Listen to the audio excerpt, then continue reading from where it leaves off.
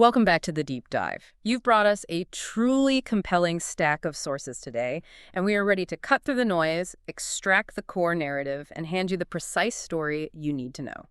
Our focus today is on radical transformation and the profound cost of self-definition. We're tracing the journey of a young woman named Tanaya, whose existence was, meticulously predetermined by tradition and family obligation in Bombay. And a single chance moment just shatters that blueprint. Completely. It thrusts her into the utterly chaotic, high-stakes world of Parisian and later New York high fashion. This deep dive is built primarily on these rich, really detailed excerpts from the novel Salaam, Paris by Kavita Daswani.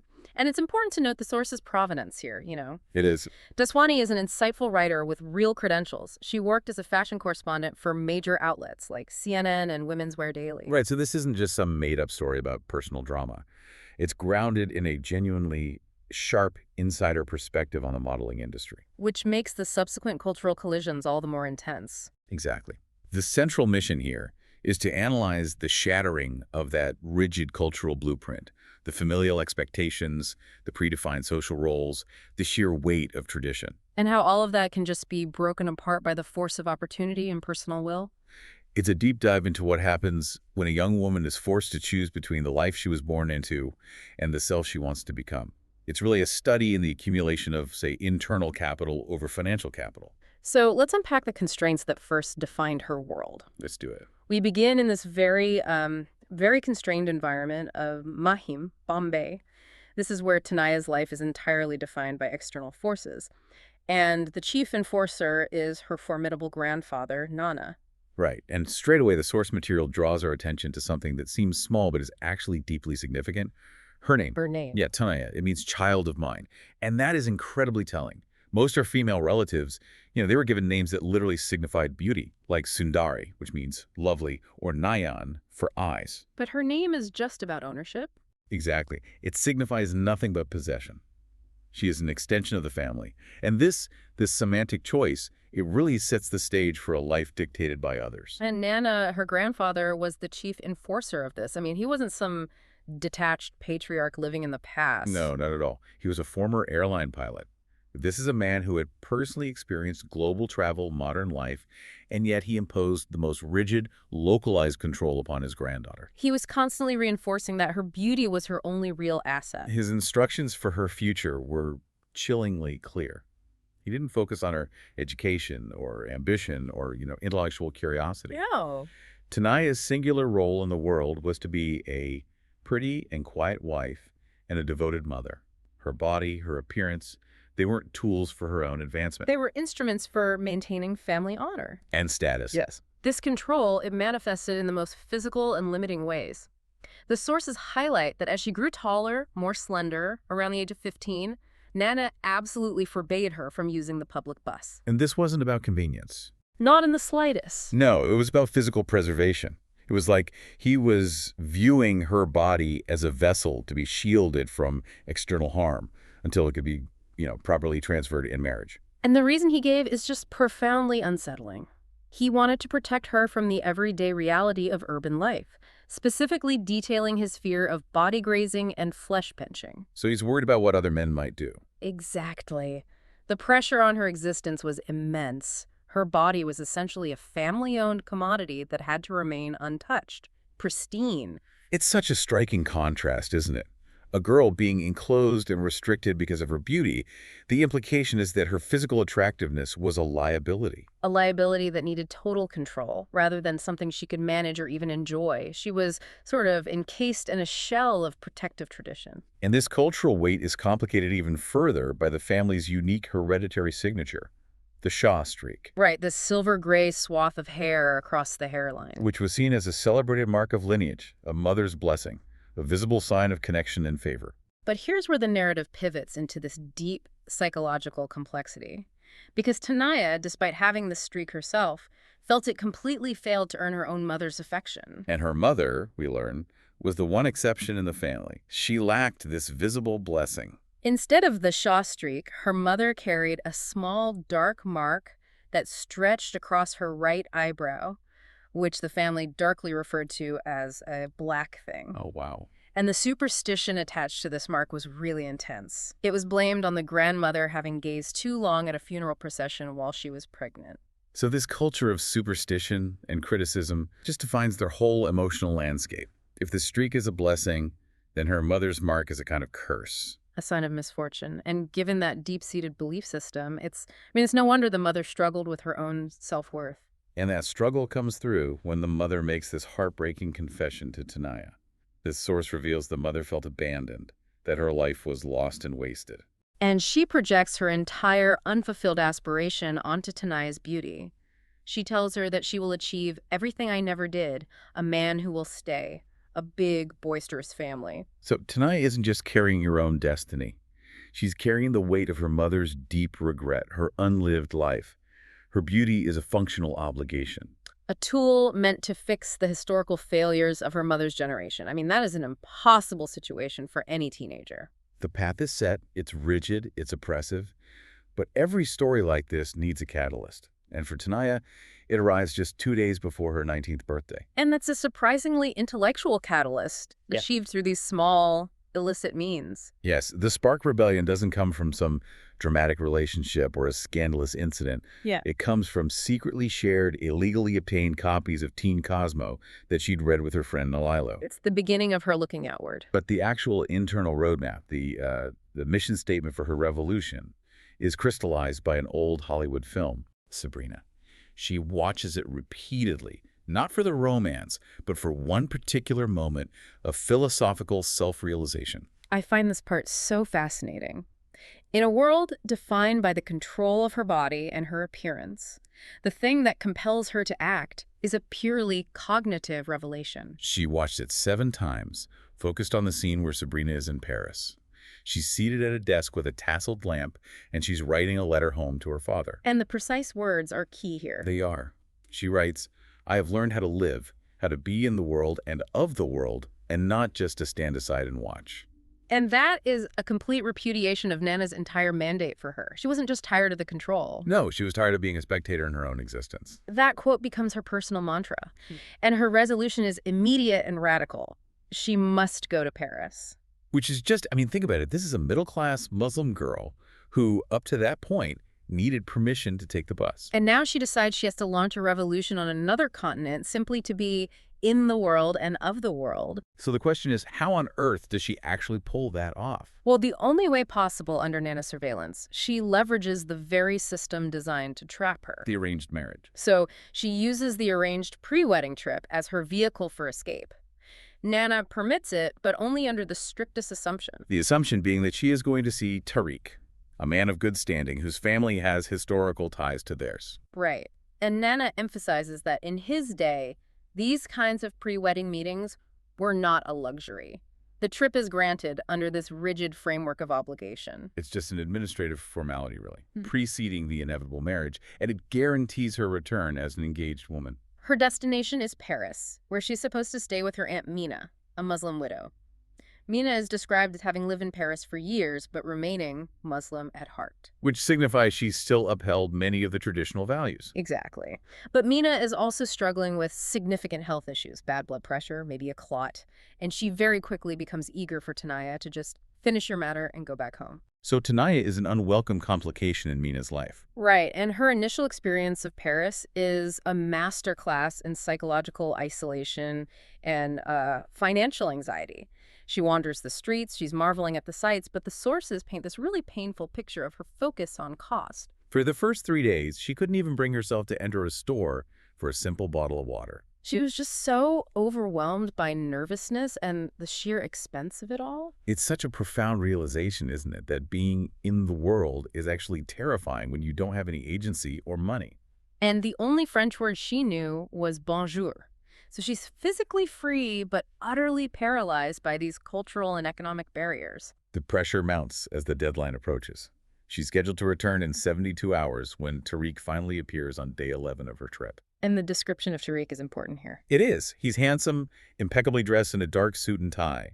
But he also has these tiny gold loops in each ear, reminiscent of a glorious Mughal heritage. He represents the perfect equilibrium.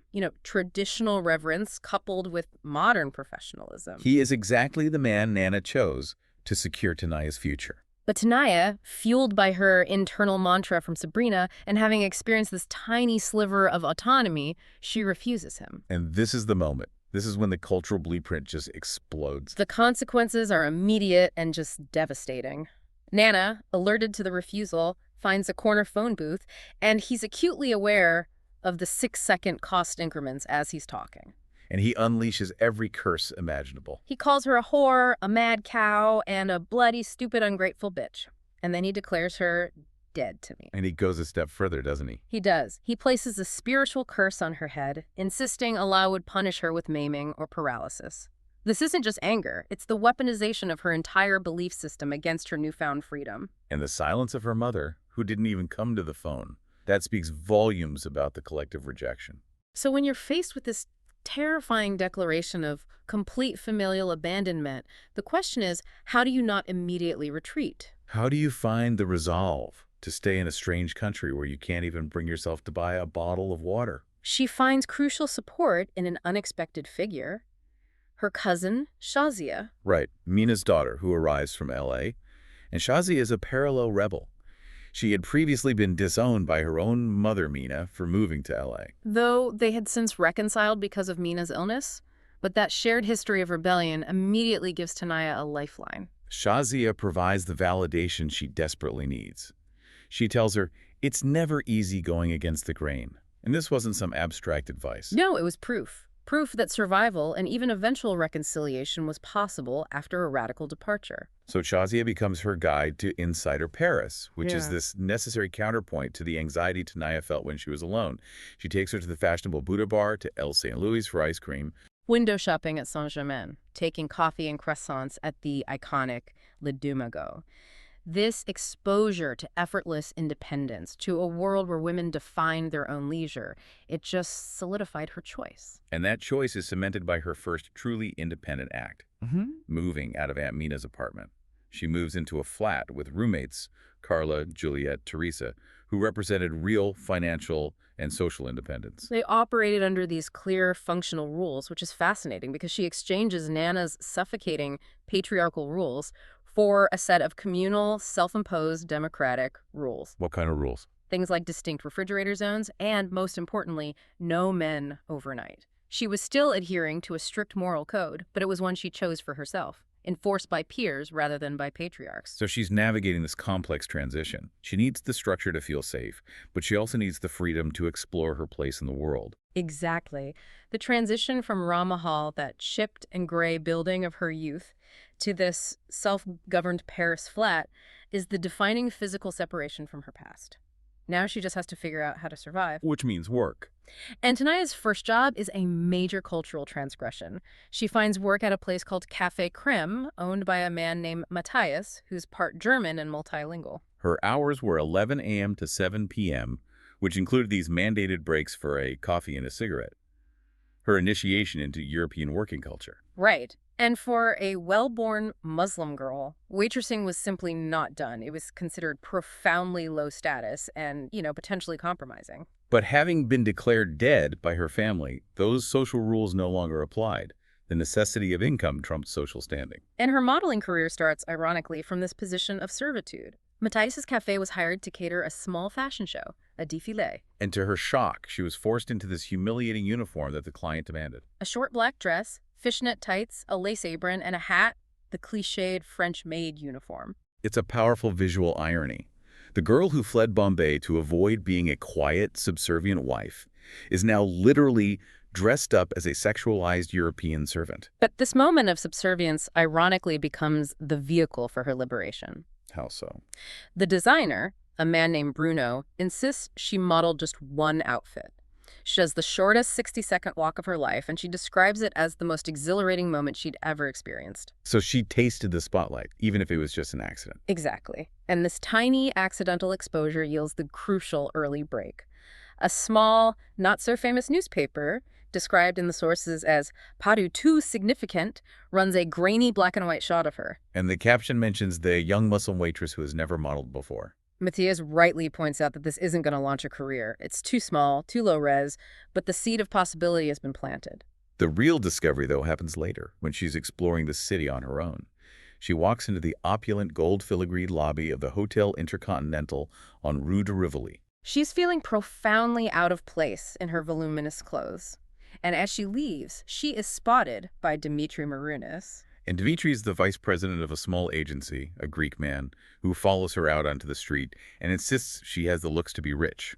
Tanaya initially rejects him. She tells him she's going back to India, but then internal and external pressures start to align. The external pressure is immediate. Matthias, needing to cut costs, reduces her hours, giving them to a new cousin he hired. So her financial safety net just vanishes.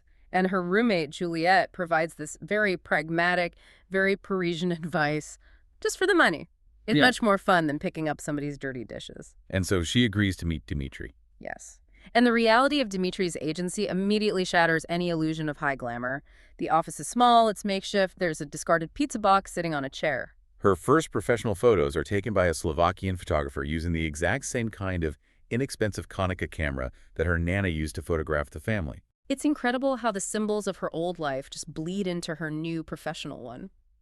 Dimitri labels her number 5 in his small, fledgling group of models, yet she feels this queer sense of loyalty to the man who first recognized her potential. That potential is immediately commodified and exploited. Her first proper job is a low-budget campaign for a brand called Viva. She models 11 outfits in 2 hours for a mere 100 euros. This is grueling, quick, and devoid of the champagne and famous photographers like Mario Testino that Matthias had joked about. She realizes modeling is hard, cheap, and fast work. And the dark side of this world arrives very quickly and very brutally. A photographer named Robert, who's working on the new Viva campaign, corners her in her apartment. He subjects her to this disgusting verbal harassment. He asks her this incredibly invasive question about her hereditary Shah streak. That silver patch of yours up there, does it match the one down there? It's a moment of pure violation. He's using her unique family mark, the supposed mother's blessing, as a tool of sexual objectification. And his actions escalate. He forcibly kisses her. Her immediate reaction is physical and visceral. She pushes him away and violently throws up. Her repulsion isn't just moral, it's a physical rejection of the violation of her boundaries. And Robert's response is typical of a predator. He immediately threatens her career, claiming he has powerful connections to French Vogue and telling her she'd blown it. He's using the fear of failure to cover his own predatory behavior. This is such a critical moment. She fled Nana's rules, which are designed to prevent exactly this sort of thing, only to confront the explicit, ugly manifestation of those same moral fears in the West. It forces an immediate realization of the industry's harshness. And Matthias provides the grim synthesis of it all. He explains that the fashion world often perceives models as being cheap, willing to give themselves over to anyone, because after all, they are willing to take off their clothes for a living. That analysis, coming from a sympathetic but cynical observer, confirms that Tanaya has traded one set of suffocating constraints for another. She's physically free, she's earning her own money, but she's now fighting for her dignity in an environment where her profession immediately equates her with loose morals. Which is precisely what Nana cursed her for becoming. Despite the initial humiliation and the terror of that harassment, Tanaya's career takes this almost impossible trajectory upward. Right. The sources detail the moment Viva, that low-budget brand she was working for, is purchased by the major conglomerate Groupe Montaigne. And this acquisition is the literal turning point from the makeshift world of Dimitri's pizza box office to legitimate high fashion. Groupe Montaigne owns immense, prestigious brands like Gilles Montaigne, Lulu Cosmetiques, the Casanova shoe line.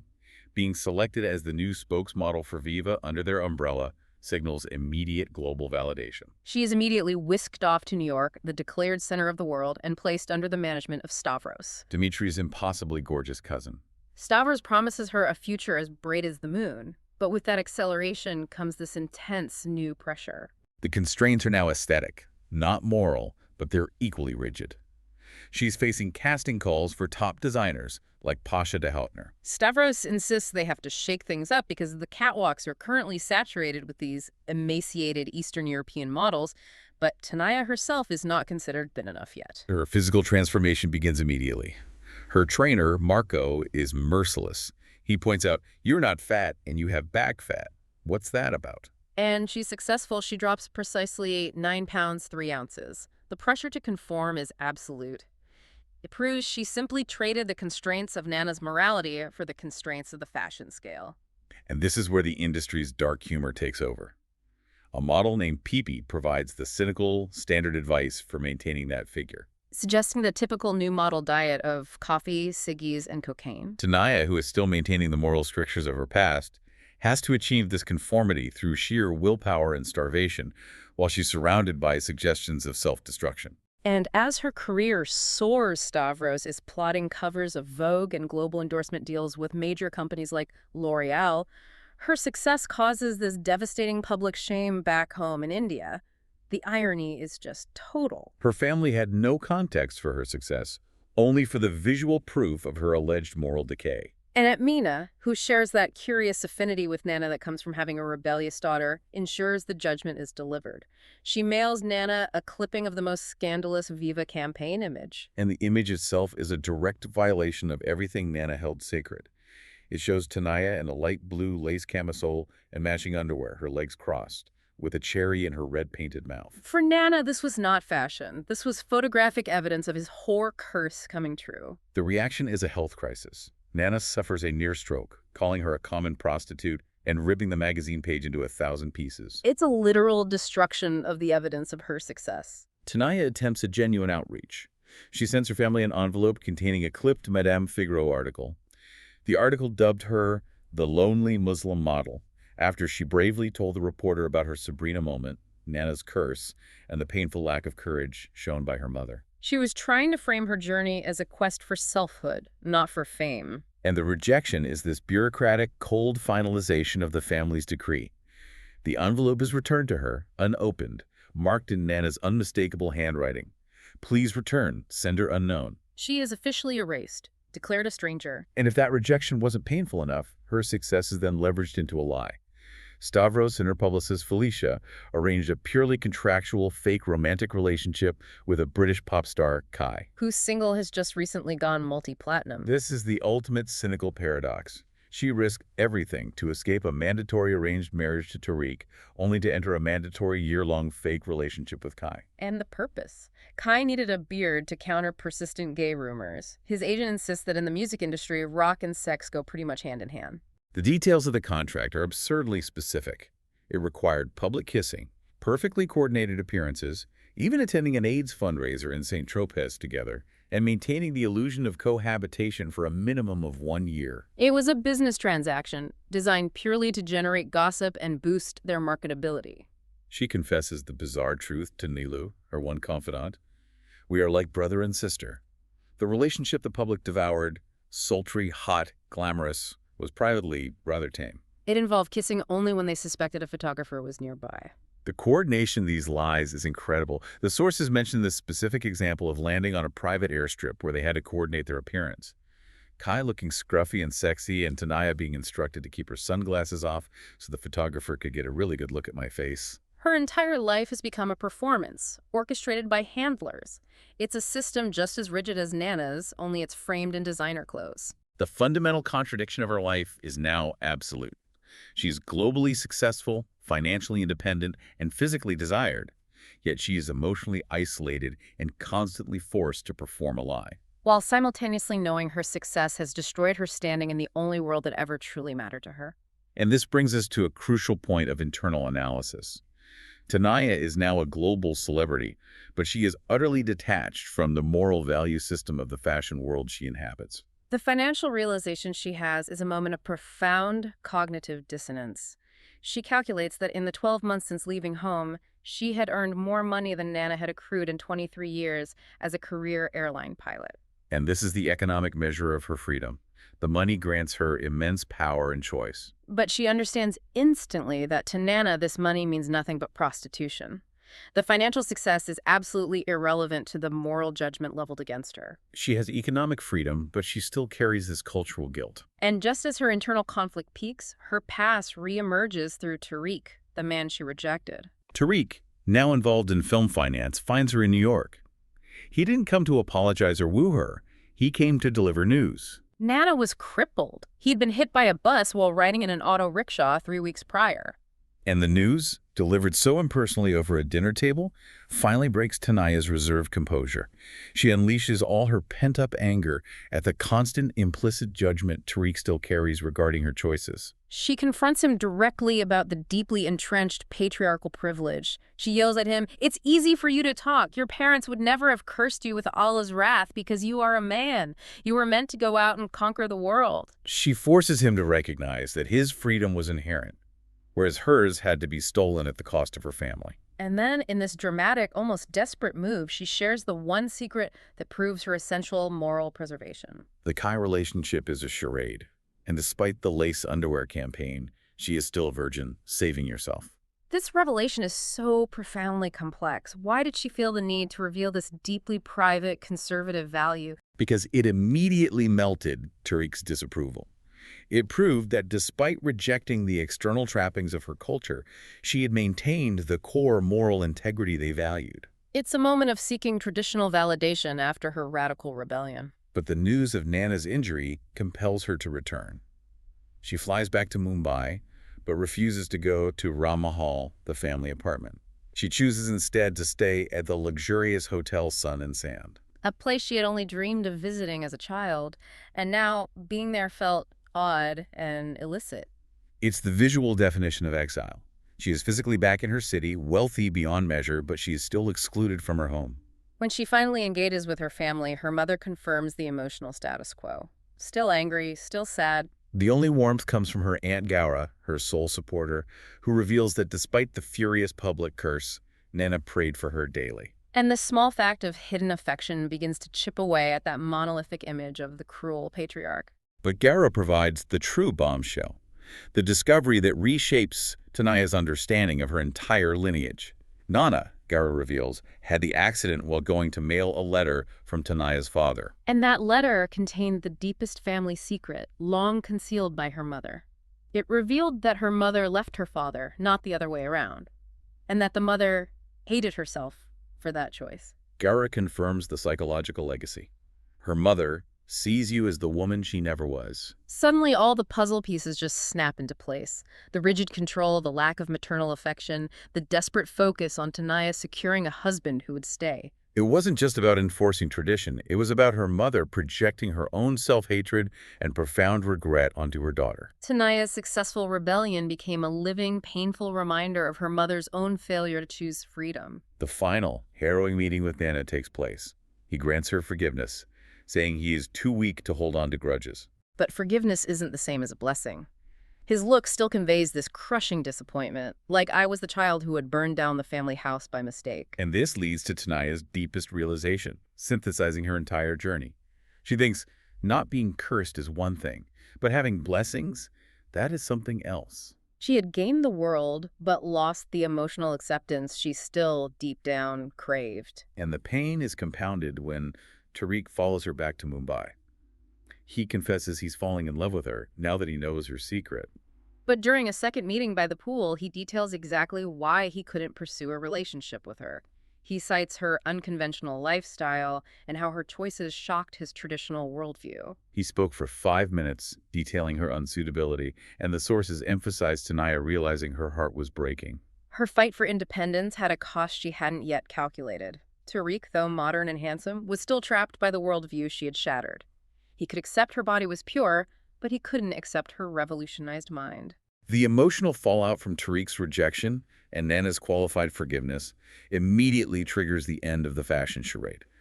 Tanaya, reeling, skips an important professional appearance. Her first act of professional sabotage. Right. And this provides the precise opening needed for Kai to be publicly outed. He's caught in a compromising position with his bass player, Jerome, in a New York alley. The fake relationship is over, exposed by scandal, and Tanaya is legally released from the contract. And Felicia, the publicist, immediately sees opportunity in the chaos. She frantically pitches new ventures, a fragrance line, a ready-to-wear collection. Calling Tanaya the hottest you'll ever be, especially with the new twin scandal surrounding her and Kai. The industry wants to monetize her pain and controversy. But Tanaya has reached her emotional limit. She tells Felicia, firmly, "I think I'm done." This is a monumental act of agency choosing to walk away from peak fame and money. She explains that despite the experiences, she felt too guilty to enjoy it. And she articulates the cultural guilt Nana instilled in her. She felt that in claiming her life, I have taken away somebody else's. This belief that her success was paid for by her family's loss of face is the final psychological hurdle she has to overcome. Her resignation is an attempt to regain her inner peace, regardless of the financial cost. This decision forces a final, cathartic confrontation with Tariq, who flies to New York again after the Kai breakup scandal. He sees her resignation as a chance to win her back on his terms. And this is where she finds her true, authentic voice, cleansed of all the accumulated pressure. She explodes in rage, throwing an empty vase in his direction. Screaming that he represented her grandfather and her mother, embodying the rigid expectations that had crushed her. She challenges his fundamental privilege, asking why he paid more attention to what an old man has to say than to how it would make me feel. That outburst is essential. It separates her identity from the patriarchal systems that defined her in both Bombay and the fashion world. They later reconcile, walking together in Central Park, and Tariq finally achieves a moment of profound self-awareness, admitting the truth. He says, I've been an asshole. It's like I've become my grandfather, seeing the world through his eyes. He realizes he was projecting his own family's expectations onto her. And Tanaya synthesizes the core lesson of her entire journey. She realized the life Nana planned for her wasn't what I wanted. But more importantly, she recognizes that her initial flight to Paris was an escape. She says she was running away from something, but at the time I wasn't sure what it was. The journey gave her clarity, making her heart ready now for whatever might come next. So the girl who fled Bombay to escape a predetermined life and then fled New York to escape a manufactured life decides to stop running. She leaves the high-stakes modeling career behind. Her choice is to return to Paris, the city that first whispered the promise of possibility. And Tariq, having genuinely stepped out of his grandfather's shadow, agrees to follow, choosing her revolution over his tradition. He finds work with financiers in Bollywood, bridging his world and hers, and they decide to start their future in the French capital. And the final, beautiful closing of the loop brings us right back to the original Sabrina quote. Tariq finds a CD of Edith Piaf, perhaps the perfect symbol of Parisian romance and resilience, singing La Vie en Rose. And the novel ends with Tanaya sitting at a mahogany desk with a tasseled lamp, looking out over the Seine. She had finally achieved that Sabrina moment. Not the glamour or the money, but the quiet, profound realization of being in the world and of the world, defined entirely by her own choices. Earned through pain and independence, free of Nana's curses and Felicia's contracts. The dream was finally authentic. In the journey. This deep dive reveals an incredible emotional and logistical scope. From a life bound by fear and expectation in Ramahal, Mahim, to accidental global fame in Paris and New York, and finally to choosing true self-acceptance back in Paris. The transformation is immense. I mean, she progressed from agonizing over the cost of €1 for a bottle of water to chartering private planes. But the financial milestones are secondary. They really are. The real significance is that the journey was never about the destination or the status. It was about developing the ego, the ability to choose, to say no, and to define her own moral center. The knowledge she gained was pure agency. She acquired the ability to choose her own fate, even if it meant sacrificing the massive stardom that Felicia said was the zenith of her professional life. That accumulation of inner capital, the courage to walk away from peak fame, that was her ultimate achievement. Tani proved that achieving the life she wanted required sacrificing the one she was supposed to have. She endured the curses, the professional humiliation, the sexual harassment, and the emotional rejection from her family and from Tariq. But the moment she gained true freedom, the ability to be fully in the world and of the world, she chose to stop running from her past. Instead, she returned to the original, simpler dream of a purposeful life in Paris, but with a partner who had earned the right to share her revolution. And this raises a profound question for you, the listener. What does it tell us about the nature of ambition when the biggest success, the culmination of a global career, is choosing to walk away from it all and return to an earlier, simpler dream? Is true freedom found when you realize you no longer have to chase the expectations of others, even if those expectations come with millions of dollars in Vogue covers? That's something to mull over. We'll catch you next time for the next deep dive.